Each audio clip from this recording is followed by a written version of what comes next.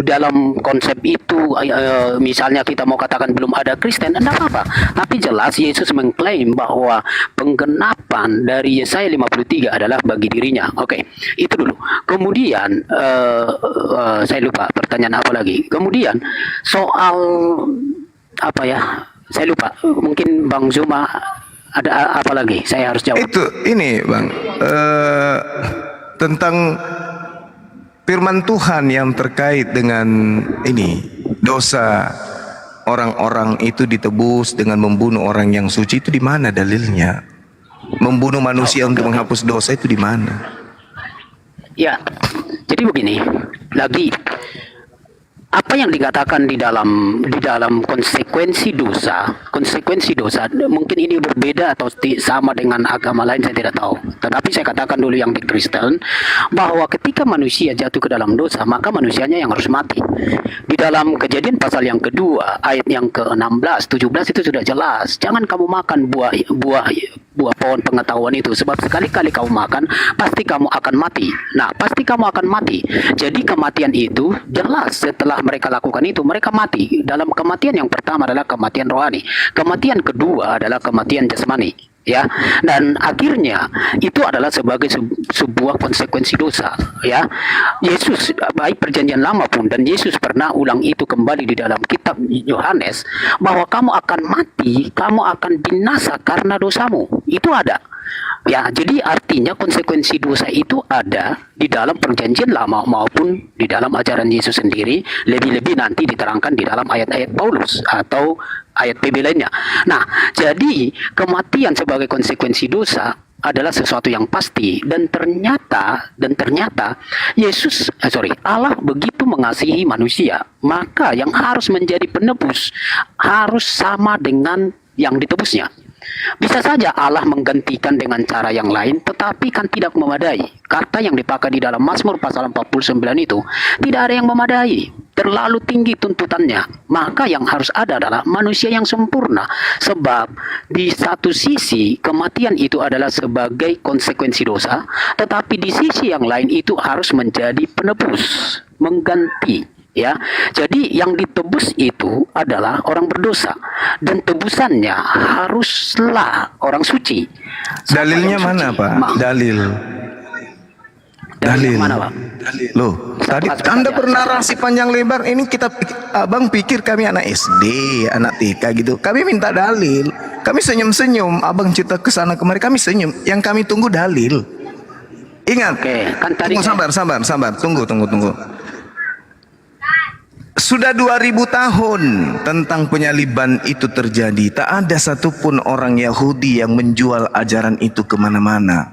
Yang mengajarkan tentang nebus dosa pakai darah manusia itu hanya orang Barat yang datang ke Nusantara.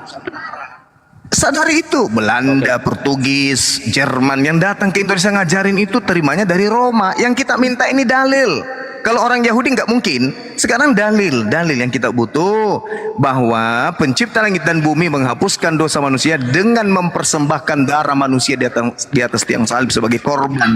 Dalilnya yang kita butuh. Silakan. Oke, baik. Saya kira begini, sampai kapanpun selama orang Yahudi tidak menerima Yesus sebagai Mesias, mereka tidak akan pernah percaya dan menerima itu. Tetapi begini, bahwa kekristenan dan termasuk saya pakai ya, termasuk kita, saya kira kita punya kesamaan, Bang Zuma. Kristen dan Muslim punya kesamaan. Siapa Yesus itu? Bahwa dia adalah Mesias. Ya, bahwa dia adalah Mesias. Entah nanti bagaimana karya kemesiasan Yesus dan efek dari situ kita berbeda. Tetapi soal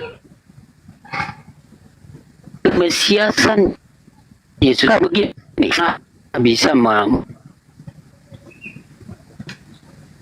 menerima itu dan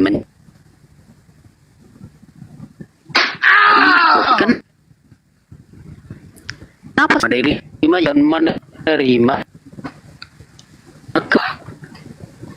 Bapak, kami butuh dalil.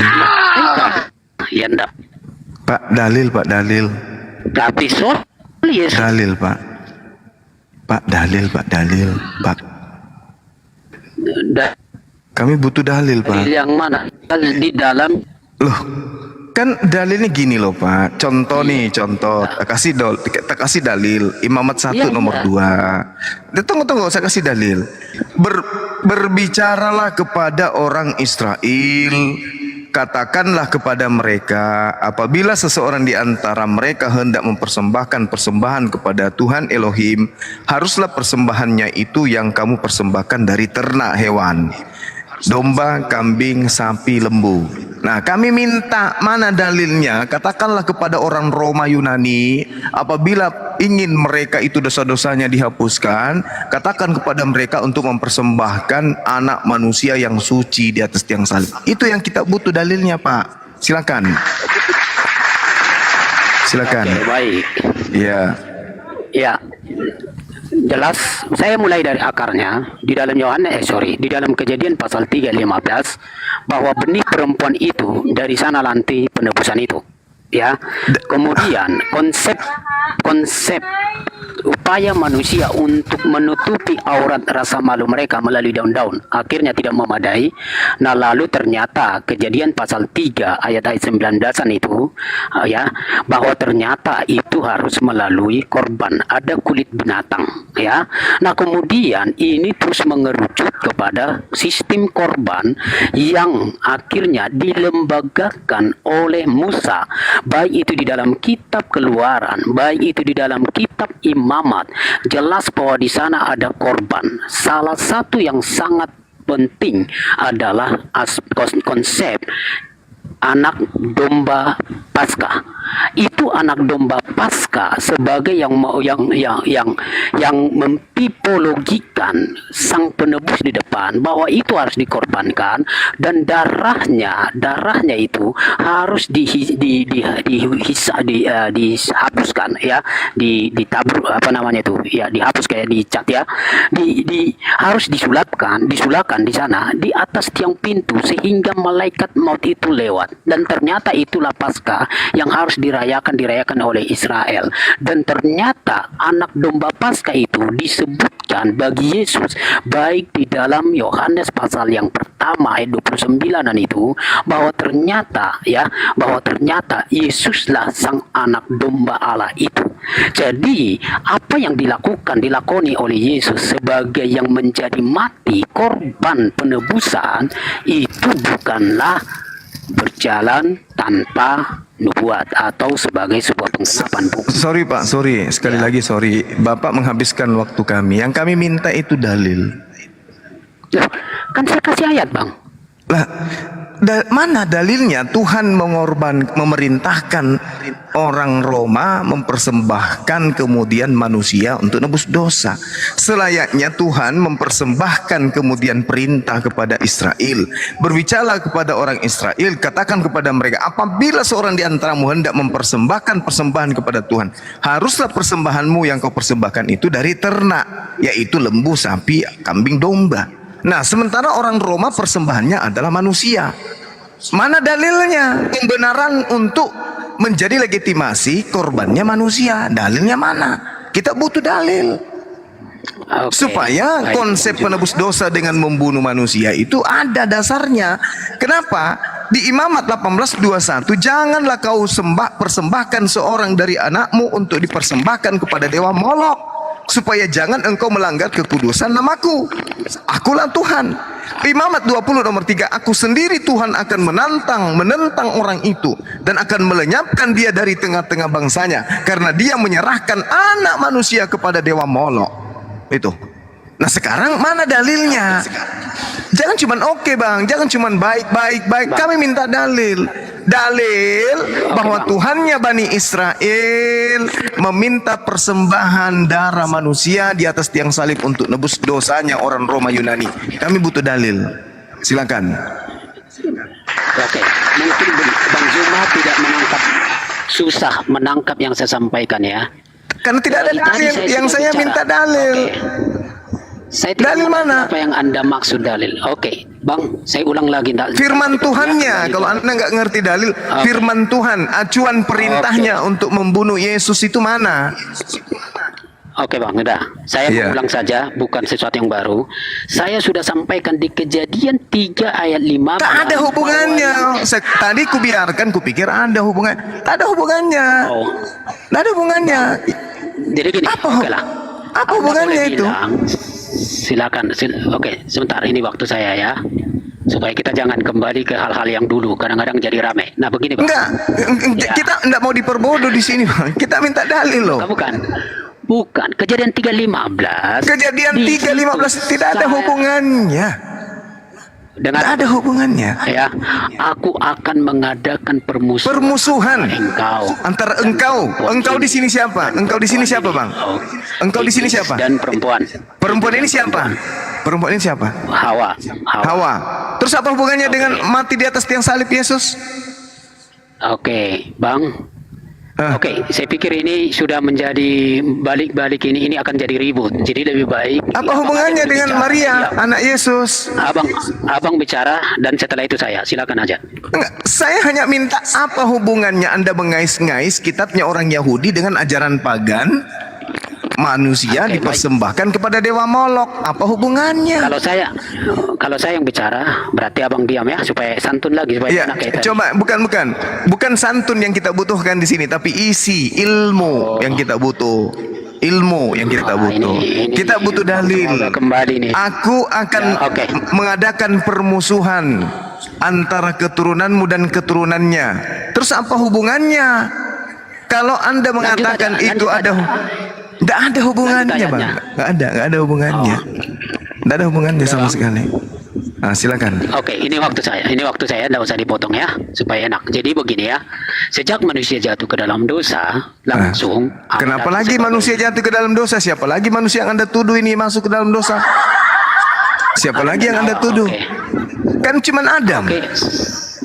Iya, Adam dan Hawa kan ada di sana, Bang. Iya, tapi kenapa manusia yang Anda sebut Loh, Adam itu manusia atau bukan? manusia, tapi bukan semua manusia? Oh, saya tidak bilang semua manusia, tapi semua Lah, manusia. jangan Anda mengatakan manusia jatuh ke dalam dosa. Oke. Kenapa? Sekarang gini Karena Adam dosanya diampuni. Baca Kejadian 5 nomor 2. Adam dan Oke, keturunannya diberkati. Jadi jangan asal-asal ngomong. Nanti larinya Udah, Yesus. Bang. Adam itu dosa. Akhirnya keturunannya Oke, dosa. Akhirnya dibutuhkan korban dari iblisnya untuk mati di atas tiang salib. Gitu loh, Bang. Oke, Ya. Bang. Gini aja, saya kira diskusi kita ini sudah tidak akan ada dapat. Karena tidak ada dalil. Karena sudah saling potong. Enggak. Bukan, tidak Anda ada bilang dalil. tidak ada Kita dalil. butuh dalil. Mana dalilnya? Anda potong-potong. Saya butuh Bukan tidak dalil. ada dalil, tapi Anda tidak Kalau mau menangkap. Anda tidak ada Tidak mau dalil, menangkap. untuk apa jualan obat di sini? Saya sudah bilang ya saya 53. Yesaya 53 itu bukan untuk, tidak ada hubungannya dengan itu. Yesaya 53 baca dari 52. Di situ hanya bercerita tentang penderitaan Bani Israel pada saat masa pembuangan. Apa hubungannya? Dibantah oleh Yohanes 1. Yesus itu, abang. Yesus itu dibunuh karena orang Yahudi takut bangsanya dan tempat sucinya diambil oleh orang Roma. Dalilnya ada. Nah, saya minta mana dalilnya Yesus dibunuh untuk nebus dosa-dosa, mana? Saya mau tantang Mana? Anda di sini. Di mana Yesus dibunuh karena takut bait sucinya dirobohkan? Di mana ayat? Ini saya bacakan ya. Yohanes Ya, 11. dengarkan. Bukan, itu bukan, Bang. Bukan. Jangan sekali lagi mau ambil Yohanes 11. Anda Kenapa? tidak tahu ayat. Sekali lagi saya akan Anda dialog takut? begini. Anda Coba. takut? Bukan. Anda takut? Saya bilang ke abang tidak mengerti membaca teks kitab suci, tidak mengerti konteks, tidak mengerti. Oh, kalau yang Anda disebut ngerti gitu. genre sejarah. Anda ngerti? Kalau Anda genre ngerti, sejarah? kalau Anda ngerti, Anda saya mau bilang. kalau Anda ngerti, yang disebut sekarang dengan saya genre tanya, sejarah. Ngerti. apa hubungannya Saya Kristen ngerti, dengan genre kitab sejarah. Yesaya? Kutanya dulu, apa hubungannya Yesaya dengan kitab Oke. dengan orang Kristen? Apa hubungannya? Oke, Anda diam berjelaskan. Yesus mengatakan, aku akan mendirikan jemaatku. Yesus itu Berarti dia bukan orang mendirikan. Kristen. Jangan ngadi-ngadi ente. Jangan jualan obat. Berarti Anda Yesus bodoh. itu orang Yahudi. Anda bodoh. Yesus itu Oke, Anda Bani bodoh. Israel. Sekali lagi. Sementara Anda Anda Bani Pagan. Jangan samakan. Bang, Apa? sorry ya saya pakai kata yang agak keras ini. Ya nggak apa-apa, emang gue takut sama lo.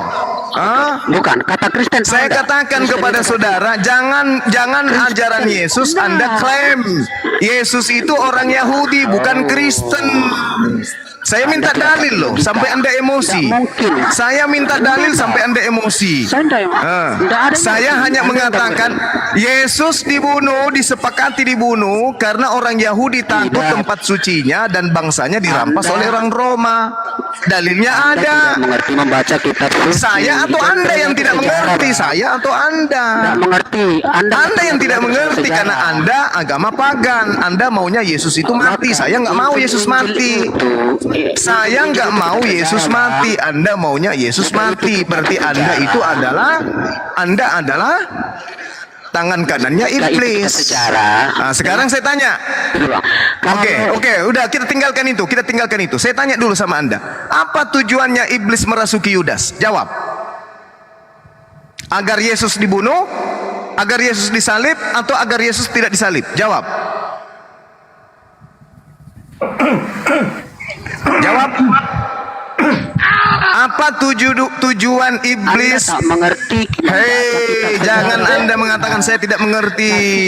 Hei, saya tanya. Coba lihat Apa Injil. Apa tujuan iblis merasuki Yudas? Agar Yesus disalib atau agar Yesus tidak disalib? Jawab. Jawab. Anda Jawab. ngerti Jawab. kitab suci, membaca Injil ngerti enggak? Jawab. Jangan pernah Anda katakan kitab Anda suci. Bilang aja kitab. Di dalam kitab saudara dikatakan Yohanes 6 nomor 70, aku yang memilih engkau yang 12, satu di antaramu iblis. Pertanyaan saya, apa tujuan iblis merasuki Yudas? Agar Yesus disalib atau agar Yesus tidak disalib? Jawab. Ya, tujuannya di situ supaya Yesus disalib. Memang dia menjadi aktor. Nah, oke. Apakah Anda juga ingin Yesus itu disalib? Kalau kita manusia berdosa pasti ingin. Nah, bagus. Berarti Anda dengan iblis sama-sama menginginkan penyaliban terhadap Yesus. Ya atau tidak? Kalau kita di luar Kristus, semua kita sama, Bang. Saya tanya, nggak usah kamu jualan obat, ilmu nihil tapi mulut besar. Saya tanya samamu sekarang. Kamu dengan iblis sama-sama. Dengar Bang, dengar. Terakhir kamu bilang nanti Dengar. saya monyet, ya. Dengar. Saya monyet. Oke, lanjut. Dengar. Anda dengan iblis sama-sama menginginkan penyaliban terjadi terhadap Yesus. Betul atau betul? Betul gurunda. Mulut lebar sampai kuping. Paling pandai mengarang cerita kemana-mana, giliran ditanya diam. Bapak Betul tua, begitu. jawab Bapak tua. Iblis merasuki Yudas agar menyalibkan Yesus. Anda juga mau agar Yesus disalibkan. Anda dan iblis sama-sama. Iya. Anda dan iblis sama-sama menginginkan penyaliban. Dan Anda dengan iblis sama-sama menginginkan penyaliban terjadi terhadap Yesus. Betul atau betul? kalau di luar Kristus iya. Kenapa di luar Kristus? Kau jangan pakai jurus Paulusmu. Yang saya tanya kamu, Bang. Kamu yang saya tanya. Saya bertanya samamu. Jawab dengan jujur.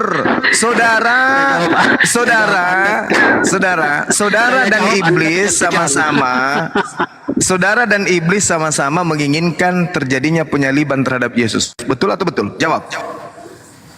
Enggak. Ayo. Enggak. Di luar Bukan Kristus pasti iya. si manusia yang satu ini kutanya. Nah, Anda mengatakan tadi iblis merasuki Yudas karena ingin penyaliban. Sekarang Anda juga ingin penyaliban, bukan? Nah, sekarang apa bedanya Anda dengan iblis? Sama-sama menginginkan penyaliban terjadi terhadap Yesus. Apa bedanya? Itu satu. Tunggu. Itu satu. Oke. Yang kedua, apakah Tuhan pencipta langit dan bumi mau agar Yesus disalibkan? Kalau Anda dan iblis kan mau. Nah, sekarang kita tanya, apakah Tuhan pencipta langit dan bumi mau agar Yesus disalibkan? Udah. Mau atau tidak mau? Oke, mau. Mana Apanya dalilnya? Mana dalilnya? mau? Oke, Galatia 3 ayat Galatia 4 ayat 4. Galatia 4 ayat 4. Oke, kita baca. Oke, baca saja. Iya, oke. Yesus takluk kan di situ? Ya, Oke, takluk kepada siapa? baca aja dulu. Kepada Taurat. Baca. Oke. Baca dulu, baca Oke. semua lengkap. Tetapi segenap waktunya maka Allah akan mengutus anak yang lahir dari seorang perempuan dan takluk kepada hukum Taurat. Mana hukum Tauratnya yang memerintahkan membunuh kepada orang yang benar? Tunjukkan. Sudah. Mana? Saya jawab dulu ya, supaya Anda Mana? jangan seenaknya lompat. Mana? Anda seenaknya lompat. Takluk kepada hukum Taurat mana? Di sini Tuhan mau menginginkan. Justru kalau Anda berbicara mengenai hukum Taurat, baca Keluaran 23. Jangan membunuh orang yang tidak bersalah. Jangan membunuh orang yang tidak berdosa. Bang Zul Mana? udah kemana-mana. Biar saya jawab dulu pertanyaan Ini kan Anda yang takluk tadi. kepada hukum Taurat. Ini takluk kepada hukum Taurat kan? Galatia 4. Kalau dia takluk kepada hukum Taurat, berarti tidak boleh membunuh orang yang tidak bersalah. Ayo. Anda mau, iblis mau Yesus disalib. Dengarkan saya, pertanyaan saya, dengarkan. Anda dan iblis sama-sama mau agar Yesus disalibkan. Tolong tunjukkan dalilnya Tuhan mau agar Yesus disalibkan. Silakan. Jangan kamu pikir ini gereja. Ini ruang kelas apologet. Sudah? Jawab. Dah. Jawab. Mana jawabanmu?